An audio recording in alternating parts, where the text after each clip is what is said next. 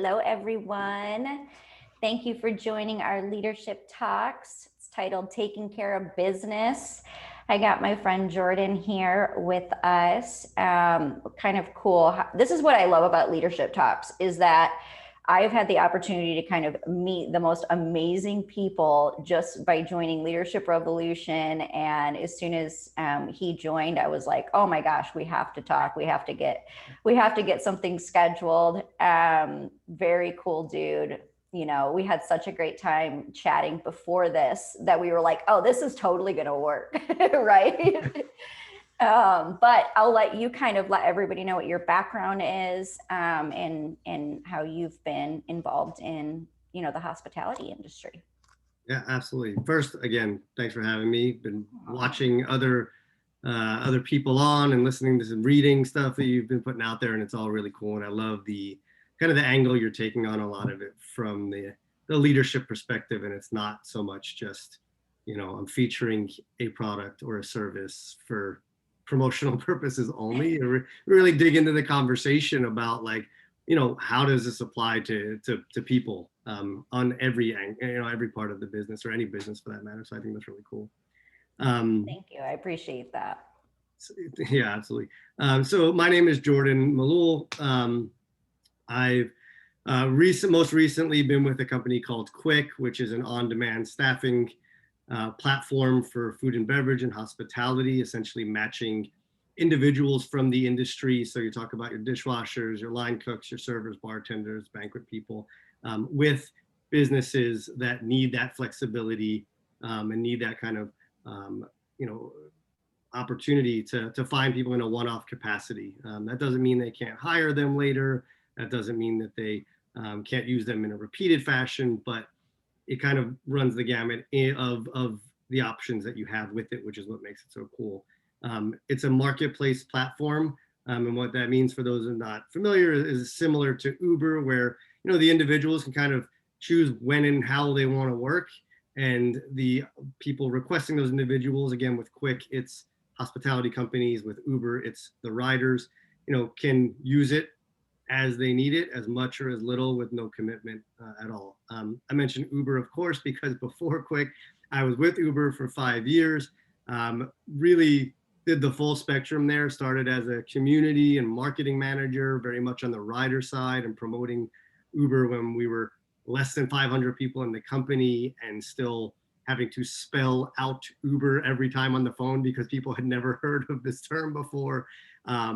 And then ultimately worked my way across the house to kind of like the more operations and logistics side of things, where we were looking at driver acquisition and figuring out more creative ways for people to use the platform as an earnings opportunity. And so I have a specific passion in building technology platforms that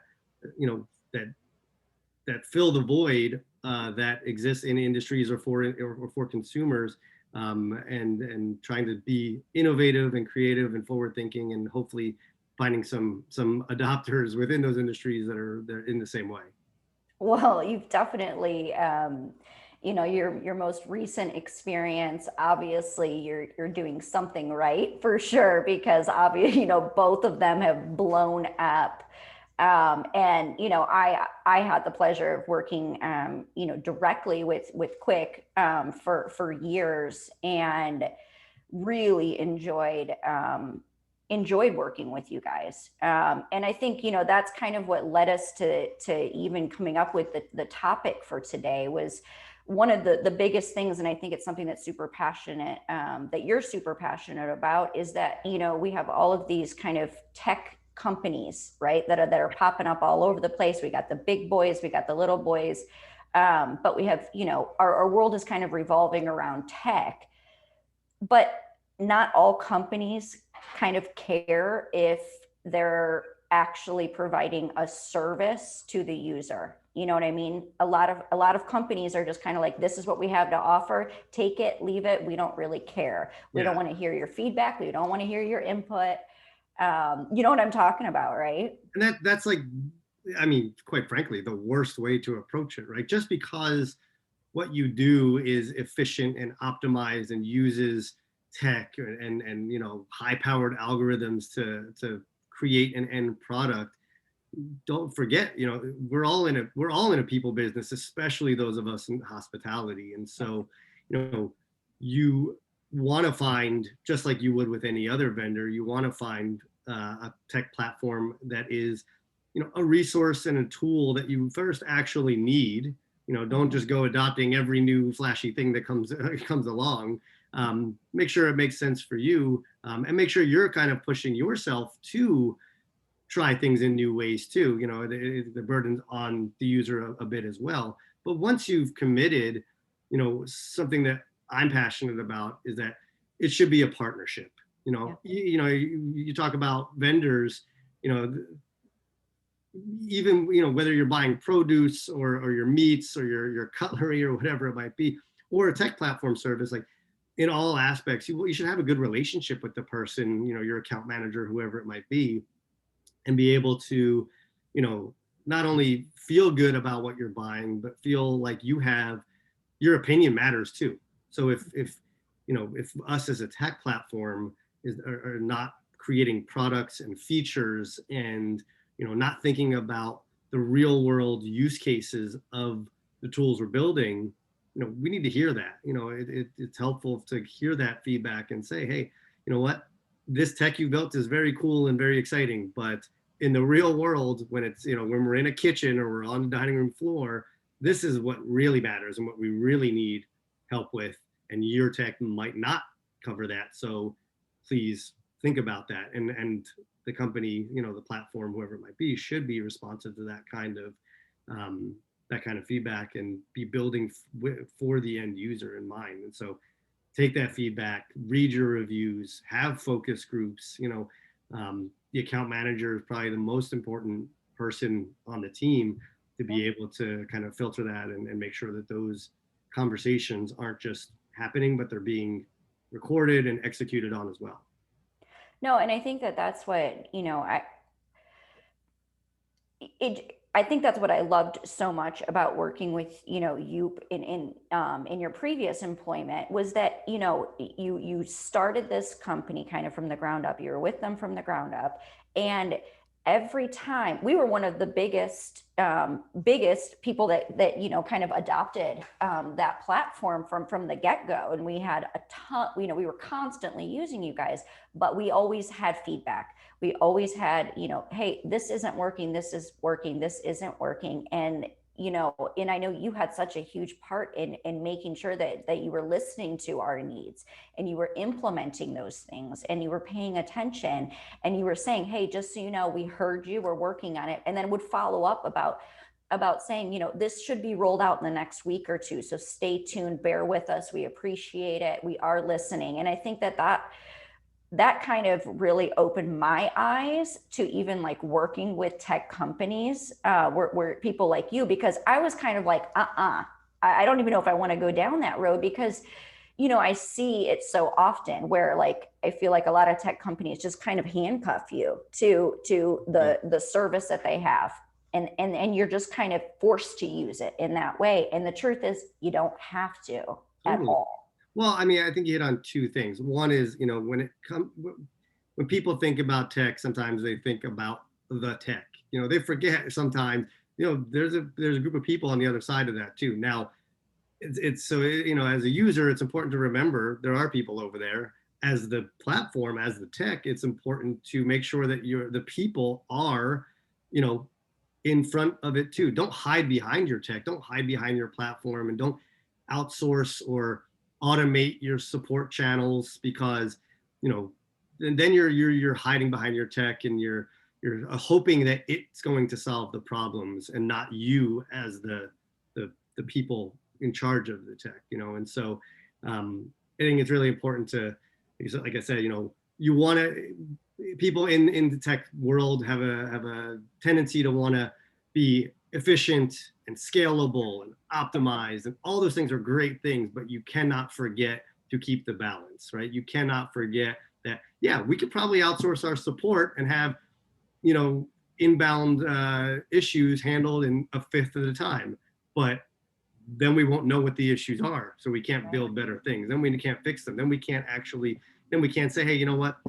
Let me come out there. Let me see what it's like. Let me sit down with you and talk about it. And so there is a balance, and that's the responsibility of the tech. And then on the other side, something you brought up that reminded me is that as an early adopter of tech, which you were, in this case, and maybe in other cases too, it's, as a new tech company, as a new platform company, the consumers or the businesses, depending on who your customer is, are taking a chance too. They're changing their entire work process, their workflow, and they're betting on you.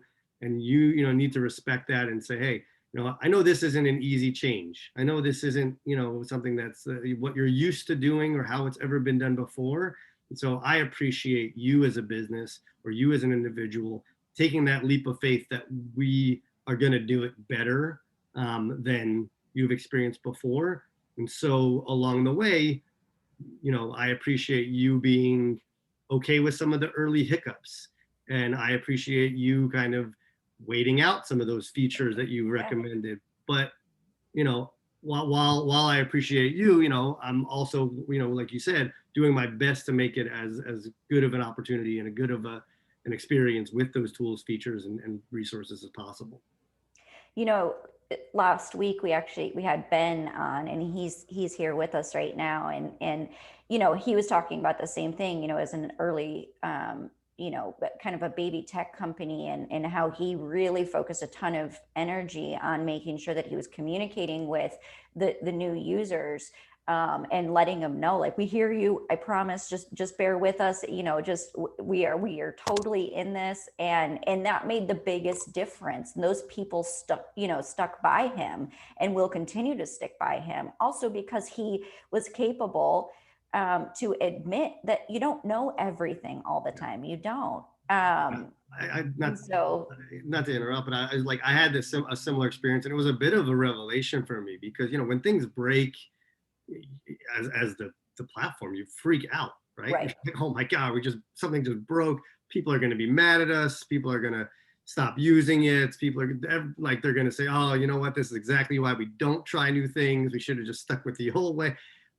I've realized over time that and this is the key part, with great relationships and account management and support, all the things that are the human centric parts of the business, with those things being great, the users, the customers, the partners are more resilient than you might assume, or that you might expect. And I was very happily surprised that oftentimes people say, you know what, no big deal. I know you guys are figuring it out. I know we'll straighten that out. I know you'll take care of us. And I was like, oh, wow, that's great to hear. I thought you were going to jump ship immediately. So it's really nice to know if it's approached the right way, then it'll be responded to the right way as well. So it's a win-win. Absolutely. I want to tell a little bit of a story, and then I promise I'm going to make it come full circle. But, we talked about the, the startup tech companies and things like that. And I remember I worked with a produce company, when I was doing catering for years. I worked with a produce company, and I was loyal. I was not going anywhere. I loved this company.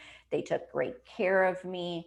The owner was amazing. He always answered his phone. I worked directly with the buyer because the buyer knew that I was crazy and that I would not accept anything but perfection. And so he handpicked my orders for me. Amazing guy. Shout out to Bobby. You know who I'm talking about. And what happened is they ended up getting bought out by a bigger company. Still a great company, but they really didn't have a whole lot of experience in the produce world. And what happened when they got bought out by this bigger company, although there was a lot more that they could offer me, right? They had better schedules because there were more drivers, and they had a bigger warehouse with more inventory, which meant that I could negotiate better pricing and things like that. They forgot about the customer along the way. And I remember having a conversation where I said, listen, I am loyal because of, this specific individual. But if you guys don't start listening to what it is that he's saying, that I'm saying, I will go to another company. And I remember having very serious conversations with multiple head ups. And one day they all showed up and they were like, we are just begging that you give me 5 minutes of your time. And I'll never forget, they sat in that room and they said, you taught us more than you will ever know, just because you never backed down. You kept telling us, no, this is where you're failing. This is why you're failing. You don't have a control on inventory. You don't have a control on customer service. You keep bringing me rotten food and you think that it's okay. And it's not. And it forced them to look at themselves where they had never had to do that. You know what I mean? And that's where I'm saying that, like, you have so much power as a restaurant, as a, you know, catering company, as a small bakery. And you can always, no matter how big or small the players are, the vendors you work with, you should always have expectations and voice them. And if they're not heard, you know, time to get rid of them, you know?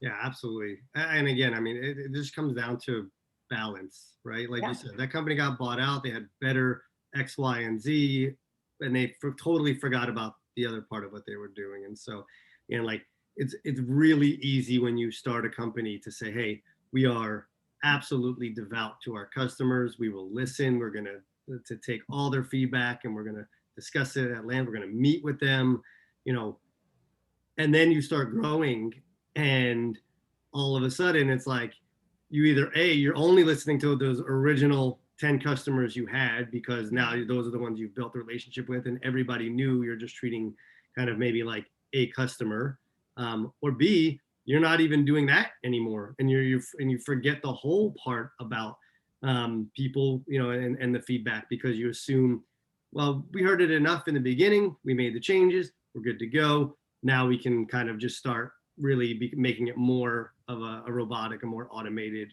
you know, kind of cycle and system that we do. And so and to be, you know, honest, like that's probably the hardest thing for anybody is just remembering to go back and do it regularly. Like it's easy to get caught up in the spreadsheets and the numbers and the systems. And in the early days, you were way more focused. I can guarantee whatever business you're in, whatever tech or not, you're probably way more focused on your customer. And at some point you became less, and it's hard. It's human nature, and maybe business nature, if that's a term.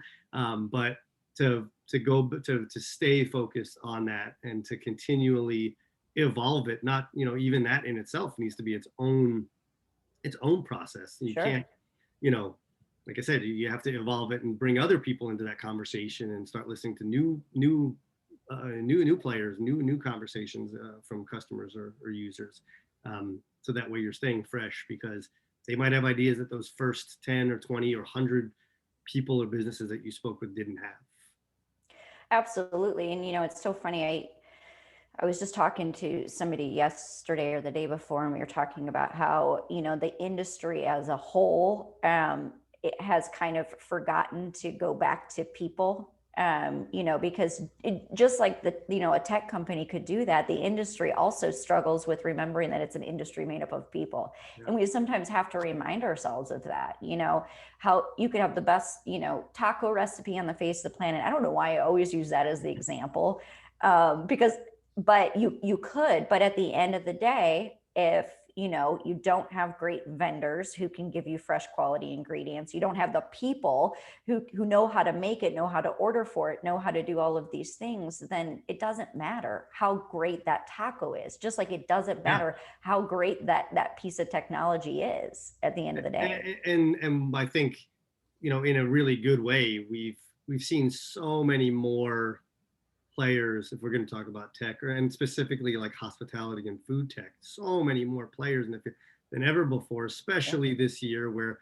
so much has been tech reliant, because we can't be out in person as much, which means you have so many more options. You know, it's good that, you know, that people are trying to be innovative and trying to have, you know, more resources and more tools to use, but that also means for the users, for the restaurants, they have more options choose from. And so when you're interviewing, which might not be the right word, but it should be the right word, like absolutely interviewing, right. Yeah, you know, your options get deep into who do I talk to? Whose cell phone do I get to call? Is it if I'm only can go to your website and chat with a bot, that to me is like, a big red flag right off the bat. And so, who does your support? Who's my account manager? How long do I have them before they, potentially pass me off to a different person, or for whatever reason. Sure. So I think that's a big piece of the vetting process that I think businesses should be looking at. And again, you have enough options that if it doesn't match with, what your interests are, or once you've made a decision, if it's not living up to what you thought it was going to be, just choose somebody else, and don't let a one bad experience prevent you from kind of being, again, innovative and forward thinking and and using these tools. Maybe you just picked, the wrong horse, and try again. Like, don't get, the answer is not always, I'm just going to go back to the way I always did it. That's not necessarily going to help you. So my advice is always, just try a different one then. And we at Quick dealt with this all the time. People say, we tried platforms and we tried this, it just doesn't work. And I was like, yeah, but you didn't try us, Right. and that is, it's such a salesy thing to say, but the reality is, like, see how the other one is different. It might be actually quantifiably different in its value propositions. Well, and it's also too, like you had said, about like setting your expectations and saying them out loud, because, you know, maybe that kind of information isn't just something that they want to put out in the universe, right? So, like, for instance, I operate with a platform called Kajabi. Kajabi runs all of my back end business stuff, my email marketing, landing pages, coursework, all that kind of stuff, right? And I remember I was on an automated question, right? Or I was trying to get some answers, right? So I have somebody kind of typing back and forth. And I finally just said, can I just speak to somebody face to face? And he said, yeah, here, I'll send you a Zoom link.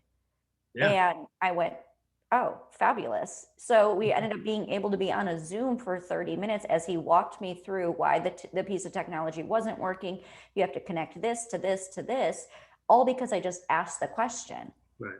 And I just kind of said to Kajabi in particular, I need this. This is something I need. I need this kind of support. And they answered and they responded. So much of it has to do with just speaking up and just being like, no, this is the type of level of service that I expect. This is what I need. And this is why. And oftentimes, businesses are hungry enough that they will meet you where you need to be met at. Yeah, I mean, it's an old kind of opinion, but like, you're the, it's the, I don't know, I say, like, the customer's always right, Sure. but you are the customers, or you should hold, the power in this relationship. You're paying for their service. And so if they don't want to provide you with a service at a level, or, that you expect, or that you're interested in, don't pay for that. Right. Like, it's as simple as that. Like, it very, it seems so obvious. And again, like I said, it's easy to say that as long as there are other options to do it. Not to point any fingers, but, like, you talk about, like, you're the classic example of like the cable companies. Like, there aren't that many other options. And so if they stink, and they know they stink, and you can complain all you want, but they know, where else are you going to go? Like you said, the handcuffs, right? Like, there's no other option. But like I said, in the industries we're talking about, hospitality tech, food tech, but at this point, tech in any industry, there are so many players that there is no reason anybody should feel committed or handcuffed to anything that's not making them happy, and that's not providing the service or the product or the value that they thought they were going to get out of it. And so, move on. That's it. Well, and I think even when it comes to, like the bigger players, like the Grubhubs, the Uber Eats, these third-party apps that are kind of dominating the restaurant industry right now. And obviously there's a love-hate relationship, I think, between a restaurant and these big third-party apps, right? The truth is, I don't want to have to pay, my 25%, 30% with some of them, but it's also marketing. Maybe Yep. people wouldn't have known about me without it. But here's the thing I want to say too, and I don't have anything wrong. If you love your big third party apps, keep them. you know what I mean? If you're having a great experience, but I still always talk to my clients about making sure that they have a level of expectation. They have somebody that they can speak to. They can explain what's going on, and that they're getting results quickly. If there's a discrepancy in a bill, it should be able to be resolved quickly and not something that they're waiting on for 3 days. Because I'm going to tell you what, and this is what I tell my clients too, there are local third-party apps that do the exact same thing, have this exact same following, and charge a lot less. Well, that's where, we talked about options, and sometimes it takes time for the options to come up, and the big players get a huge head start, and people think, well, they're the biggest, they've been around the longest, they must be the only ones. But you just hit on the perfect example of, a vertical like the third-party delivery, where there are so many more popping up, and using the big players as an example of, I see where they didn't do the right thing, or I see where they're missing the ball. And so we're going to build our whole business around that specific miss that they had.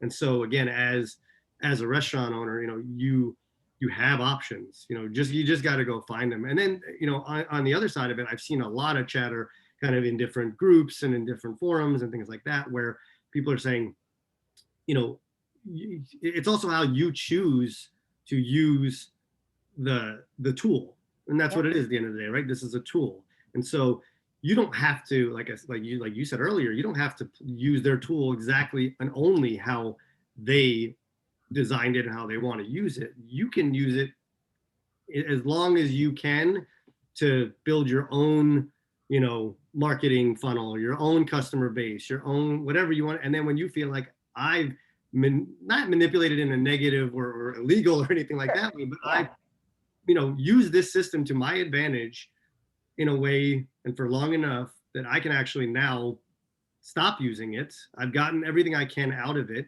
Now let me go and maybe choose a different option or choose no option, and I can own my own delivery in this case, because of the benefits I gained already from that platform. Again, people should feel compelled to do that, and it's the responsibility again of the platform to realize that's happening, and to get better, so for their own sake to retain the business, but also as leaders of the industry, get better because you see people are starting to, manipulate how they use you. And so like Quick was a good example where, staffing is not a new thing. It's been around a long time in a traditional model. And when Quick came around, we started building out how we were going to do it. And one of the things we heard constantly was, what about if I meet somebody on your platform and I want to hire them? What do you charge? What's the contract? Is there a buyout? How's it work? Because that's the way it worked in the past. And we just thought, having the innovative cap on, we just said, that doesn't make any sense. Like, why would we do that? Like, what? That's just not the right thing to do. Why would we do that to you? So if you meet someone through Quick and you want to hire them, go for it. That's between the two of you. And great, we're happy we were able to facilitate that. And there's no cost or anything like that. And so I think that, but we could have gone a different direction and just said, well, the other platforms are charging for it. It's an opportunity for us to make some money.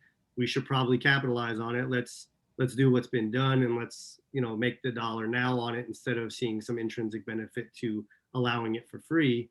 And so I think again, it's the responsibility of the business to think about how people are using their product and adapt the product to match up with that. I mean, we saw that at Uber all the time too. Like, people were manipulating the system in all kinds of ways, and we're like, well, we'll just make the system do the things that you're trying to do anyway. Why am I making you jump through hoops to use my product? I'll just do exactly what you want to do. Like, that's the right thing to do. That makes sense. It's so funny, because we got our staffing director by hiring her through Quick. So we always really appreciate that amongst many employees, let me tell you. But, it's actually funny too, because when talking with even Ben last week, he, one of the things I asked him was, okay, so somebody decides to use your platform to hire a chef, to come in. What if they decide to, make a deal? Is that okay? And they want to hire this person to be their full-time private chef. He was like, go for it. Right. I want that for, and I think great to hear. there's nothing wrong with that. And I think what happens is that businesses act out of fear. Like all of a Yeah. sudden they're going to lose every single, great thing that they have just because you're being hospitable and you're caring about people and their needs at the end of the day. I think that if anything, over the last year, I think everybody's gotten a little bit more, um, I think that people are kind of waking up to just being like, what the hell? I don't, you know what I mean? I just want to be treated with kindness. I just want to be surrounded by people who care. I just want to only work with people who give a shit at the end of the day. Where before it was just kind of like, well, I'll just handle it. I'll just deal with it. I'll just kind of accept that this is my business. And we're finally kind of going, I don't think so. And I think a lot of other people, new businesses that are coming up with, tech companies, whatever kind of business, they're also saying like, I don't want to be a sleaze bag. I don't. You know what I Yeah, I mean? mean, yeah, exactly. I think that's the thing. Like I said, tech gets sometimes a bad rap because it's Right. so it's people think it's cold, it's a machine, it's algorithms, and it's like, yeah, it is all those things. No one's going to deny that, but it's also how do you run your business and how do you use those things as, like I said, assets to ultimately make a better human connection, regardless of, again, your industry or what your tech does. Not how do you use it to create a wall so that you don't have to deal with humans. Like that's Right. the exact opposite reason why you should build tech.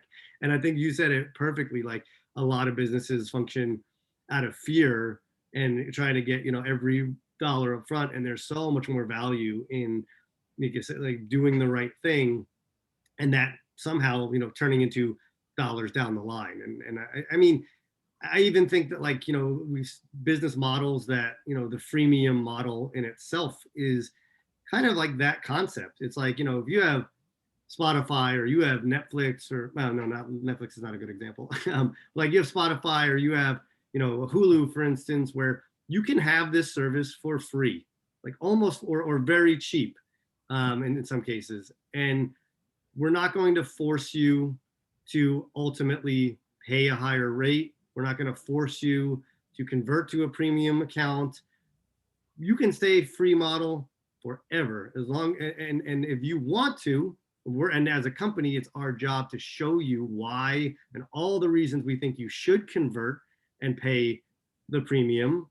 But that's our response, our job. The burden is on us as a company to prove to you why you want to, not force you to. Right. And I'm a big believer in that kind of concept, and I'm a big fan of platforms that kind of say, look, you know what? Here, it's right there. Use it as much as you like. If you want more out of it, if you then pay more. And if you don't, then don't. No big deal. Whatever works for you. Well, it just kind of goes back to, it's just like meeting people where they are. You know Right. what I mean? Being available to fulfill, the needs, and not requiring so much of your customers, of the business. Just meet them where they are. I mean, it's the same thing, like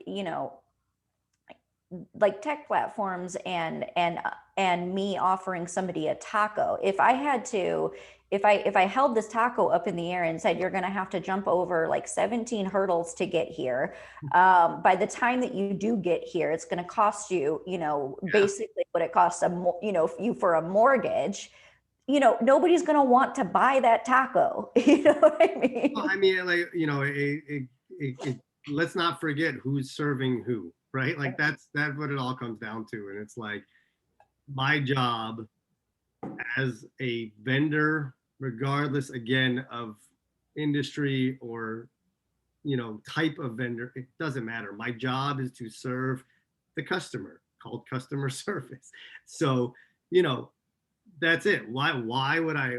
It's in no one's benefit to make it more difficult for you to use or more expensive for you to use my tool, my mousetrap that we've built.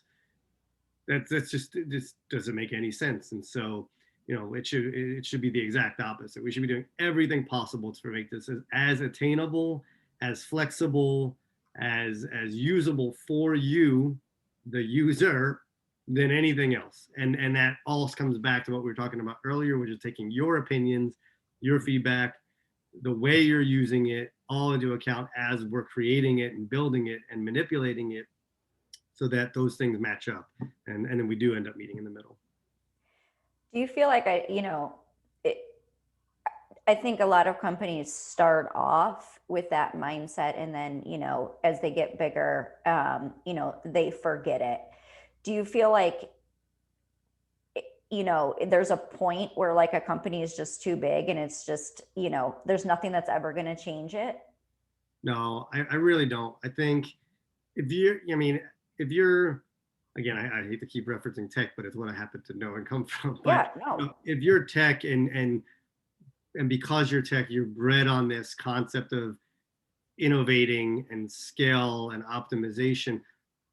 And if you view that with the right lens, you should be doing those things for the human part of it too. And so if you're so big that you can't, quote, have the human connection anymore, or you can't be taking in feedback and adapting anymore, then it's your job as an innovative company to figure that out. Like that is your job. Like if you can't, then you're not being innovative and you're not being all the things that tech, and new and forward thinking startups are supposed to be. Like that's the whole point, and so at least the way I view it, I think startups are, about, constantly iterating and changing and evolving the product. And so, I mean, there's great examples of really big companies that are like have such a world-renowned, support and human interaction. Zappos is one that people reference all the time. Like you can call Zappos about almost anything, related or not, and they will help you. And I can't tell you how many times at Uber, at Quick, a support question would come in, and it's like it would be so easy to just say, that's not really something I can help you. Like that's not what we're here for. But instead, it's like, you know what? It'll take me 5 minutes. Let me just figure it out and just help you with that thing anyway. And then I can tell you, look, that's not really a question for us. But since you're here, here's the best answer I can give you. And it leaves a really good taste in someone's mouth, and hopefully that goes a long way. Well, and I think it just goes to, that it does go a long way. I mean, that is the answer, is because now people have learned that they can trust you. They learn that you're going to be supportive of them. And not only that, they're going to start talking about it. They're going to start spreading the word. And that is truly still, there is nothing better than word of mouth. Like, absolutely. Nothing. And again, talking about hospitality as an industry, like even more so there, and referrals are everything. And to some extent, if you want to talk about it in like a modern way, like if you want to create like a viral moment or a viral, kind of bushfire of positivity, then do something really out of the ordinary. Treat some, go above and beyond. Do that thing that your cousin company doesn't even do, and someone's gonna go and post that online and say, hey, these guys just did some crazy things, and like we really appreciate that. Or just in the community, whether it's forget online, forget social media, just in the community, they're going to just the next time they talk to someone and say, hey, have you heard about this company? What do? They do X. I don't really need that. Yeah, well, that aside, let me at least just tell you this story about them, and maybe then they say, oh, that's actually really interesting. I didn't think I needed that platform or that tool, but it's such a phenomenal story that like I feel compelled to at least entertain a conversation. Absolutely. And you said it right there, like just go above and beyond. And it's so little to care. Yeah. You know what I mean? It just is. Who was I talking to about something the other day? And I saw it was a baked good. All right. And I'm not going to say who made it or whatever. And I remember looking at it, and a friend looked at me and they said, what's wrong? And I said, it's just not that hard to care more. Yeah. You know what I mean? I could see in the product that they just didn't care. Do you know what I mean? That they were just like, you know what? It's burnt. I'm still going to send it out. And it is what it is. And I just said, it's just not that hard to care more. Right. You know, Everybody know, like, how many times have we all heard, like, if someone loves what you do or loves your product, they're going to tell 3 friends, and if they hate it, they're going to tell 10 friends, right? right. So it's like you think you're doing yourself a favor by just being like, you know what, we just saved X dollars or X time or X resources by reducing the quality of that our service or our product in this case. It's like, yeah, great, you saved $1, but you just cost yourself 10, so again, it's about the balance and finding that happy medium in between. And uh, And it's, again, I talk about big companies. I don't think I'd like to think, that it doesn't, and this goes externally for your customers, and we haven't even really talked about like employees, but like it goes for employees too, like, and employees are the ones who are dealing with your customers. And so, Mhm. you treat your employees really well, you go above and beyond for them, you make sure your services, your product, your internal culture, all those things are phenomenal for them as well. And they're going to be, singing your praises in all their free time, and whether, and after they leave the company too. And so I think, it all comes back to, it's, we're just people. We're all just human beings trying to do what we're doing. And so, let's have a heart about it and not forget that. Lead with integrity, and let and have heart. Just give a shit at the end of Yeah, the day. You know what I mean? Care. yeah, it's uh really not hard. It's like, it's just to share, like, on a personal note, like, it's one of my favorite things. And I don't know, for a long time it's always been a favorite thing of mine. When I walk into a store or a coffee shop, and I don't care if it's a huge corporate chain or a mom and pop or whatever, or any business, and I see someone who, is working, a more entry level position, but they are just so happy and so on it, and they are just killing it. And I'm like, it makes me so happy to see it, because it's like, I know they're not doing it for the money, I know they're not getting paid a huge sum of money to be that friendly and that efficient and that, good at what they do. In-N-Out Burger, perfect example. When I go to In-N-Out, I love people that are so happy, they're working so hard, they're so efficient. It's your only job is to just cut potatoes. Like, that's it. That's all you do all day, but you are just back there whistling, singing, crushing your potatoes. And I'm like, yes, like, that's what it's about. And I'm like, I'm so enamored by, like, that scene every time I run into it, and I get so excited by it, as you can probably tell right now. But that comes from, that the company has good culture, and they are treat people well, and then that goes through to the customer. And it's cyclical. Oh my gosh, you're so right, and you're so spot on. And I was just in a podcast on Sunday, and that's what we were talking about. We were talking about how this industry was like kind of made up of misfits, right? And then misfits who cared, misfits that were family, and misfits that had just wanted to do this, And then all of a sudden it became a job. And Mm. so when I see that again, and when I see that happening, and I know that, like, in my kitchens, like, trust me, none of us were there because of the money.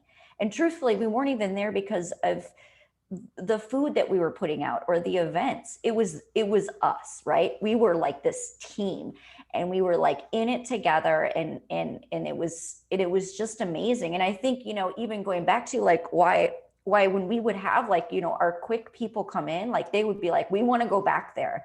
I would have people like coming up to me at the end of the day, and we were scrubbing sheet trays for 8 hours, scrubbing sheet trays together for 8 hours, and then them going, I really hope you call me next weekend because I totally want to come back. This was awesome. And we were doing like the dirtiest work ever. And it didn't matter. It didn't matter. It doesn't. You're right. It doesn't matter. It doesn't matter. I mean, and it goes back to the individuals, but it also goes back to the businesses. It's in every direction. Like, you have to have that mentality yourself. I've always felt like I've tried to have that mentality that I don't care what my job is. I'm going to be the best at it. I'm going to work the hardest at it.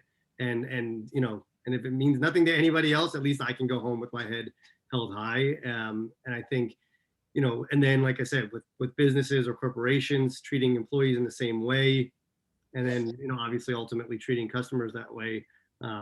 It should go without saying. And obviously, and a lot of people and a lot of businesses, it does go without saying, and it's absolutely the gold standard for them. But for a lot, it's maybe not, and they need to kind of check themselves before it comes back to bite them, later, and realize, oh man, we should have probably paid more attention to just people inside, outside, um, you know, everywhere. So it's just come back to the people. Well, and you can always tell when it's like a labor of love.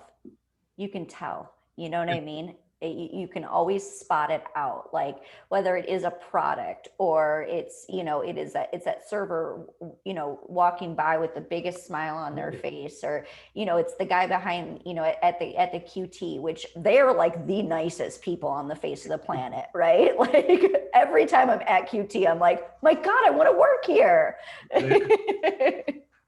I mean, I think also, like, it's how do I kind of explain this? Like, it also like, you have to remember, like we talked earlier about customers, and kind of like the value of your customers and treating them well. In our case at Quick, or in any case where there's kind of a marketplace or a platform where you're connecting people or connecting businesses to, and you're obviously making your revenue off of the connection, it's important to remember that the dollar is not, you know for you as a company, is not, that should not always be the driving force. And I say, and the reason I brought it up is because the way you just described, you would have temp staff in your facility, treat them really well, they want to come back, they're excited. There's the opposite side of that. People would come back from places and say, that place stinks, and those people are jerks, and I do not want to ever be sent there again. Yeah. And while the business is the one that's paying us to make that connection, we, like you talked about earlier, the fear, I have to be fearless enough to say, I'm not going to keep serving you. Right. I'm not, in this case, I'm not going to be connecting you with people if you're going to be not nice. It's not right. worth, the invoice. I don't care what you're paying us. So as a customer, you also have to hold up your end of the bargain, and you have to, treat the people who are connecting you with that well. If I'm making an effort to be a great account manager to you, the least you can do is be a good human being back to me. Because right. if you're not, it's a fine line, like you described, being assertive and asking for what you want and having expectations. All of those are totally right. legitimate and correct, and you should, but you should not be rude or, an ass about it, because the company also has the right to say, you know what, your dollar is not worth the effort and the time and the stress that you're putting our people through. So, it goes both ways. Absolutely, 100%. And I think you have to know that you have that you're allowed to have expectations, but they can't be unobtainable. They can't be ridiculous. And you can't ask people to jump through hoops that are impossible. That's just being a jerk. You know what I mean? Being informative, being educational, like letting people know, like, I know you can do it better, and you're not. That's one thing, but asking them to kind of reinvent the wheel, you're right. just, you're not. Yeah. I mean, I've done a lot of, in my career in different places, I've done a lot of partnerships and kind of sponsorships, negotiations, and things like that as well. And one of the things that I try to stick by is, like, you can be a great negotiator, and you can be get great deals and great value out of the partnerships that you're creating. But at the end of the day, it should feel like everybody wins. And that's kind of like how I feel about this, because you're essentially entering into a partnership with this vendor, this company, or this whatever you're using. And so, it's okay to make demands. It's okay to have expectations. It's okay for them to kind of show you, this is certain ways it works and certain ways it doesn't work. And there's a balance on both sides. And at the end of the day, both people or both businesses should feel like, I didn't get everything I wanted, but I feel good about what I did, and I feel good about what they're going to do in the future and how this is going to progress. Because if at the end of the day you say, hey, I got everything I wanted, I feel great, they answered every single thing I got, and I was a real hard nose about it, I got everything, and then they walk away feeling, man, we just got totally taken and we got totally abused, like, the next time the conversation comes up, it's just creating a bad pattern. You're starting in a bad place, and it's going to get worse over time. And so, being a good negotiator or getting what you want doesn't have to come at the cost of the whoever's on the other side of the table from you. Both sides can win, and in my book, like, both sides should win. Yeah, absolutely. I was just thinking back to even like that, that produce company, and that relationship, and why it worked both ways was, one of the things that I always made sure of, and why I was even, had the right to even say, these are the things I need from you, was because I always gave them like 10 days heads up. Here Yeah. are my pre-orders. Okay. Here's everything you need from me for like the next month, above like day-to-day stuff. But we're talking 20, 30 cases of something. I could never expect them to just pull that out of their ass. They were never going to be able to, right? So you have to know how to work that relationship as well. You have to be, understand that like these are their parameters. This Yeah. is their parameters, and you can have the best relationship where people will help you and come forth, just like you said, right? Somebody came and they asked me a question that really had nothing to do with what we did, right, at all, like, how much should I pay my employees? And you're like, I'm not really here to tell you that, or whatever the question was. Right. But you still did some research, you still helped them out, and that made the world of a difference. But nobody was being taken advantage of in that situation. And Yeah. I think, that's the key takeaway from that, I think, again, when we talk about tech and we talk about new ways, not even just tech, but just new ways of doing things, oftentimes there is, again, it's kind of that company who's taking the burden of being forward thinking and saying, we think there's a better way to do this. We've tested it, we've built the model, we've experimented, so we're confident that there's a better way of doing this. And so, we may try to say to you, we need you to kind of trust the process a little bit. You got to kind of, do what we're asking you a little bit. And here's, again, it's not blind faith. I'm going to explain to you why. I'm going to show you why. the value, and the benefit to you. And hopefully you understand that I'm doing this with your best interest in mind. But, again, hopefully there's a trust already built there. So when I say to you, look, we're doing things a little different than what you're used to, but come on the ride with me. I promise you're going to like it. And if you don't, please share that, and we'll readdress it. But and I think that's where, like, that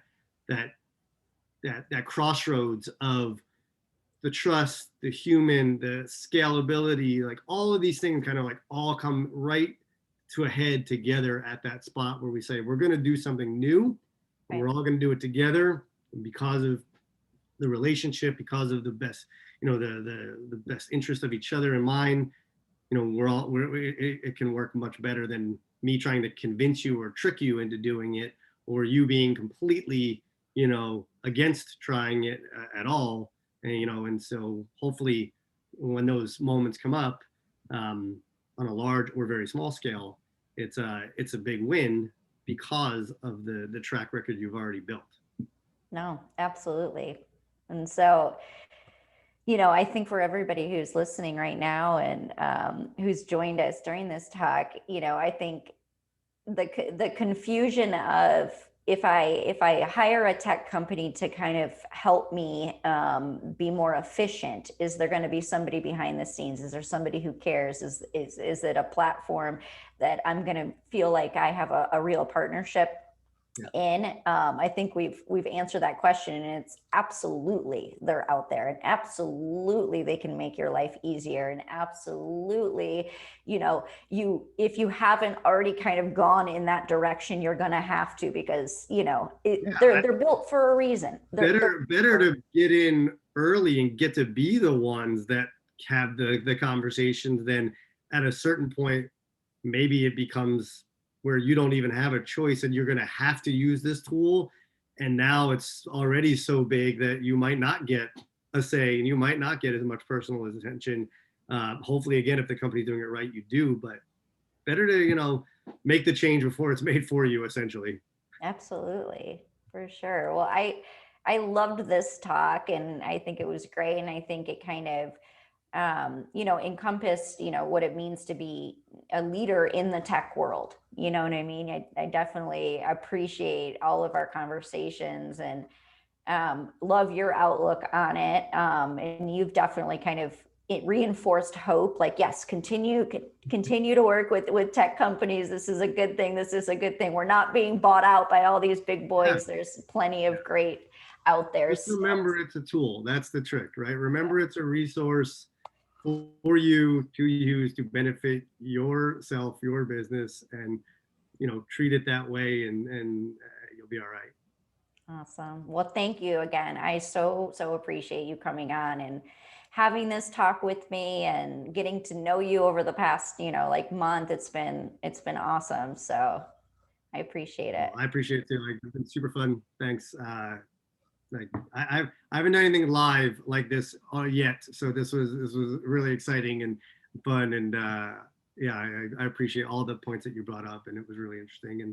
And hopefully, if people have questions, they can find me, they can reach out to you, and you can connect them or things like that. And happy to keep talking about this topic in all kinds of different ways. So absolutely, I love it. It's awesome. And for everybody else out there who is listening right now or is going to be listening in later on, if anybody is feels like they have something to kind of bring to the table, they have a skill, they're an expert in this industry, or or in just leadership, I'd love to have you come on to Leadership Talks. It's so much fun. This is my favorite way to be able to connect with people, just like Jordan. So definitely let me know if there's anything you feel like you want to share with the industry, to be a resource, or just helpful. So I appreciate it.